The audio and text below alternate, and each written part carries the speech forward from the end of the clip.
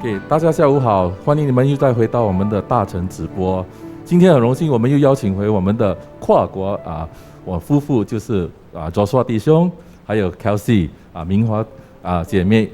OK， 还记得上个礼拜他们分享了什么吗？说简单的 recap 一下，就是以英语就是有两个重要的词汇，就是 communications 跟empathy。OK， 就是 communication， 他们已经那时候分享了，就是当他们每天在结束的一天的时候，他们都会一起两个人心比心的这样对谈，然后分享他们那一天的经历。然后 empathy 就是他们以他们的那个感受来分享同理心。好，然后我们继续，今天就由他们来分享他们如何以他们的方式来带领他们的家庭跟孩子。OK，so Yep. Okay. Thanks, Ray Guang, for the wonderful introduction. Yeah. So we were talking about two of the values that we hold dearly is communication and empathy. And then because of that, it reminded me of the third point to round up these two things, which is, okay, what is this point? Okay, it reminded me of this story there, right? There's one time when I was talking to Bin Bin, okay, I was telling him something, and somehow, right, I just felt that he doesn't get what I'm trying to tell him. Then I get very frustrated. Then I tell him, Bin Bin, do you really get what Papa is talking about? And then he actually replied me this thing. He said that, Appa, I heard you already, but I'm not listening to you. Wow, that moment, right? Very profound from a 5-year-old child. Look like the son become the father become the son. Yes, exactly. Because right, there's a big difference between hearing and listening. So a lot of times, right, okay, when we are in a communication, do we really put in the effort and the time to listen with our heart? That is very important. Yeah. That's why in our Bibles, James 1:19 also quote, Jesus already taught us that we need to be quick to listen, but slow to talk. So in fact, already this has been taught to us. Okay. Then now, how about you continue to share your individual roles and style in parenting your children? Okay.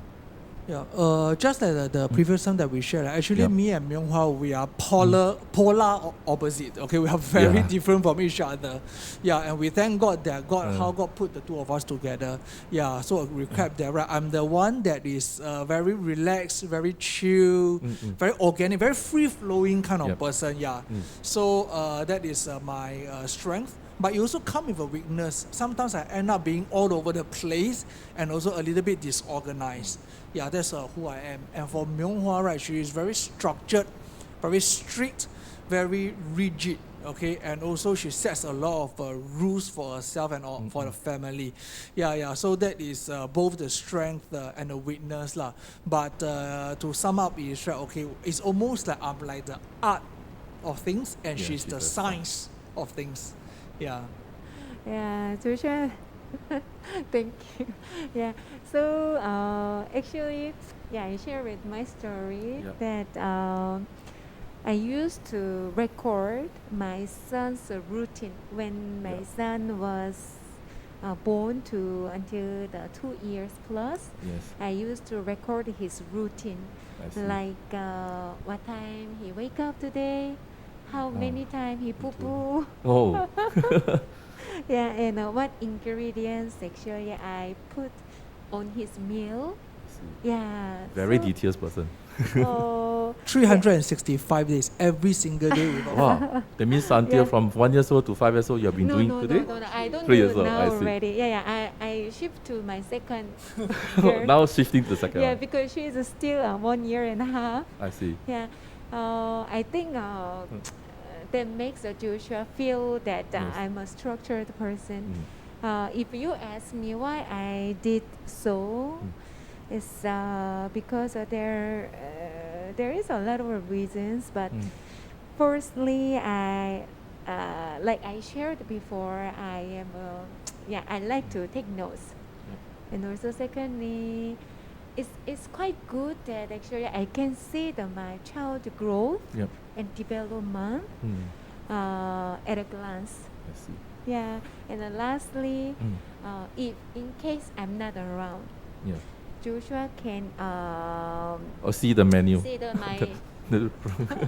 my the working note. instruction Yeah. or the My note, and then he can better understand.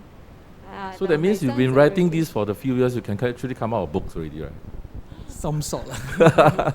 No, we are moving house, so I will just I'm planning to throw it away. No, it's great Yeah. value. I used to use video clip because I not good in writing. So, but too bad, electronics sometimes I fear. So the whole thing crash, I lose everything. Wow, Yeah. so pity. Yeah. Yeah. So, yeah. But over the years, I realized that we are starting to be like more each other, Yep. and we try to respect each other's decision, the way of handling a I see. certain situation. Okay. So, we work like a team. Yep. Yeah. We try to be like a team member. We do the teamwork, such as like for example, when he's disciplining my son, then I try to be there to comfort my son. So it's always a black face and a white face. Yes, correct. So, and then, but I don't step in that situation to correct him or correct my son. So most of the time, who is the one who's doing the black face? It's almost half-half actually. Half. Yeah, Also, you all do a nowadays, 50 equal. Good. That's Yeah, good. I used to be the only black face. Yeah, so I don't want to step in that situation. But at night, we talk about this. Actually, I had a slight difference from your way, so we communicate, and then we just do our self-reflection and pray. Actually, it's a very good practice. But God also teaches us that we should not keep our anger to the next day before. Yes. So that's very good practice. This one is what we should learn also. Yeah. Okay. Then how about your coming to here? How's your Christian values that actually influence in actually bringing up your children? Okay. There's another verse that we like it a lot. It's also inspired by Apostle Paul. Sorry that I cannot remember everything. It's at Philippians chapter 4, verse 12. It says, I know what it is to be in need, and I know what it is to have plenty. I have learned the secret of being content in any and every situation, whether well-fed or hungry, whether living in plenty or in want. Yeah, so this always gives me a lot of encouragement. So a little bit of a backstory to understand. So about 8 years ago, right, due to my dad's failed business, our family, we end up losing our house, our cars, and we lost everything. And during that time, it was a great struggle, not even a roof over our head. So we are being forced to move and live with my uncle, which I'm living with him for the past 8 years. Yeah. And Myung-Hwa herself, she brought up with a single family with her mom, 相依为命, 就是靠 each other to grow up. So from that two experiences that we had, we end up learning to live with lack, also or in need. Yeah. So we also learn to put this value to our kids to let them know that actually you have a choice. Okay, whichever situation I put to us already, we need to learn to thank God. Yeah, whether if 我们有富足的时候 when we are in plenty or we are in need. Yeah. Yeah, so I just want to give you an example that whenever we bring our child, Binbin is there actually, our Binbin to any toy store, as usual, he also shows the interest to some toys. For example, he wanted to buy 3 toys. Yep. Then in that situation, how do we handle? We just take a photo of the 3 toys, and then we tell him, these are our same way. We are doing same way that, okay, Binbin, Appa Ma understand. You want to have 3 of them, right? But Oma Appa have a limited money. Cannot afford, cannot buy 3 old toys. So why don't we go back home? I will give you 3 days. So for the 3 days, you're looking at these toys, and you give us 1 toy that you really, really want to have. You really want to buy. Then Oma Appa will buy. Then mostly he agrees, and he listened to us. And we come back home. After 3 days, I go back to him and ask Bin, what toy do you want? Have you thought of it? Then most of the time he gave us answer. Actually, I want this. The other two rest, I don't need at this moment. Or sometimes, really, actually 3 of them I don't need it. Why now? We save money for the next, my bigger toy. Right? So we try to encourage our child, right, not to buy on impulse. Think a little bit first before if you think that this is really what you want. It's a very good approach. So today we know that in Singapore, many children is actually, they have what they want. Okay, they are very contented, so they may buy things that is not necessary.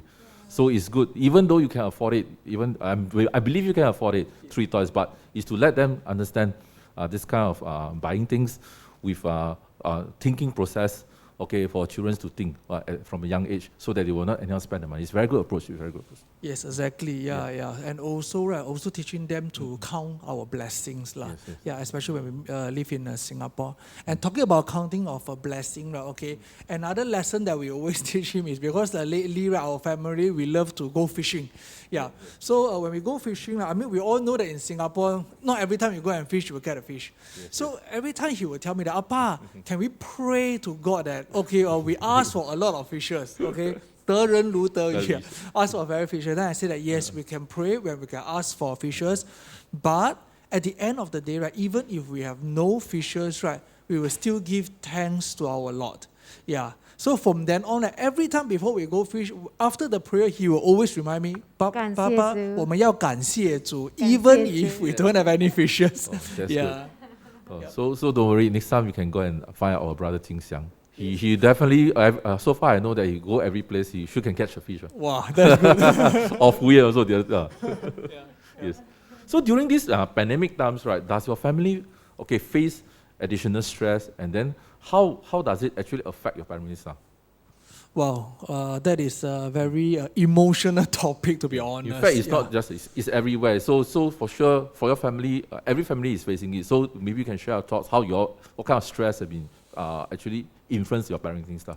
Okay, there's a few layers that cause such a big stress during that time. Okay, number one thing is, that time, right, our second one, right, was born in March. Yeah, it's right in the middle of the pandemic. Yeah. So after the March, when our child is born already, right, April and May, if you still remember, Singapore is under lockdown. Yes. So Myung-Hwa literally, right, is confined for 3 full months, didn't step out of the house at all. Yeah. So she really almost went crazy already. And not just that, because of this whole confinement, right, we, like I shared before, right, we actually live with our uncle. Yeah. So my uncle, during that time, during the lockdown, right, he also went crazy. So imagine that for us, for a young family, we are struggling with a second newborn. Yep. The first one is trying to adjust to this new family member, the koko, becoming a koko now already. True. And my uncle, right, so stressed of being locked up there, right, every night, like 2 or 3 a.m., she will end up blasting those Buddhi chanting and keep screaming and shouting, like saying that he's going to die, and all those things. It added a lot of stress to the whole family. Yeah, you can, Ray-Guan, you also had 2 children before. Imagine that finally you put the baby sleep already, right? At 2 a.m., 1 a.m. already, or feed finish, right? Yeah. Then suddenly someone just scream, right, and wake up the child, right? Yes, for sure. Then very you also cannot sleep. The parents will not be asleep. Yes, yeah, so we don't get to sleep. So every one of us are under intense stress. Correct. And there's this one moment that Myung-Hwa couldn't take it anymore. I forgot what happened that I triggered her. And she's so upset that, right, she just tell me, right, can you and Bin Bin just get out of the house? Get out of the house, okay? And she said that, right, you are just useless. You are good for nothing. So that moment, I felt very hurt, to be honest. As a man, right, you are trying your best already to shoulder the family. Yes. And then your wife tell you that, right, you are useless, right? Wow, it was a big impact. So I brought Bin Bin out. So when we were walking on the street, Bin Bin himself also not listening to me, okay, being a naughty boy, right? Then I couldn't take it anymore. And I think he's 3 years old, right? No, 4. 4 yeah, 4 years old. Then I couldn't take it anymore, and I kneel down to my son and look at him eye to eye, 同理心, empathy level. But this round is I hope that he can empathize how Papa feel. And I broke down and I cried in front of my son. and telling him that, right, Papa is trying my best. Papa is trying my best to take care of everyone. Bin Bin, I really need you to listen to me and be a good boy, darling. Papa also very stressful. So I show the vulnerability side of it. It is not easy. As a father, I mean, as a man, head of the family, you break down in front of your son, right, to tell him that Papa is trying my best, right? And that moment, right, he clicked. He saw me. He himself also started crying and apologized to me. I said, sorry, Papa. Then from there, we hug each other, we make peace, and he become he somehow grew up during that moment. Yeah. So, and then we both, right, just hand in hand, and we come down already, and we walk back home. Yeah, and went back home. And then when we went back already, we said that the child, end of the day, that night, right, okay, me and Myung-Hwa, we talk about it. Yeah. So when you go back home, Kelsey, so what's the response after that when you see you chase them out, say don't come back, but they come back again? Yeah, I feel very selfish that actually I can't really remember of that moment. There were few similar situations. I see. I let them just get out of the house to have my own time or what.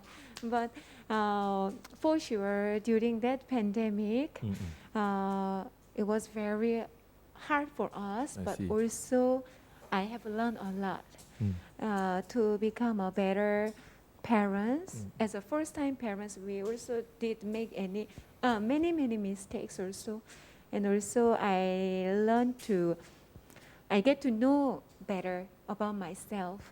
So that moment when they get out of the house and at night he talked to me, then I immediately apologized to him. And that time the Binbin was sleeping, so I couldn't. But of course, after a few days later, I talked to him personally.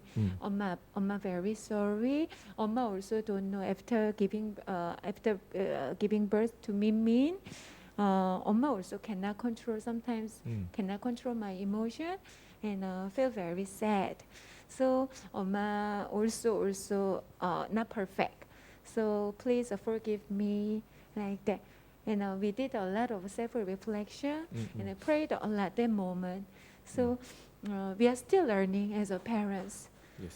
We are still learning from the senior parents. In fact, everyone is learning. I'm still learning. So every different stage of life where the children see, you have different kind of problems or things that you have to face. So for sure, the pandemic caught everyone by surprise, or everyone in different. Okay, it can be young couples, can be mature couple, or who have children that's grown up. So everyone is facing the difficulties. So 主的恩典是够用的. So it's good that to hear from two of you that you all share.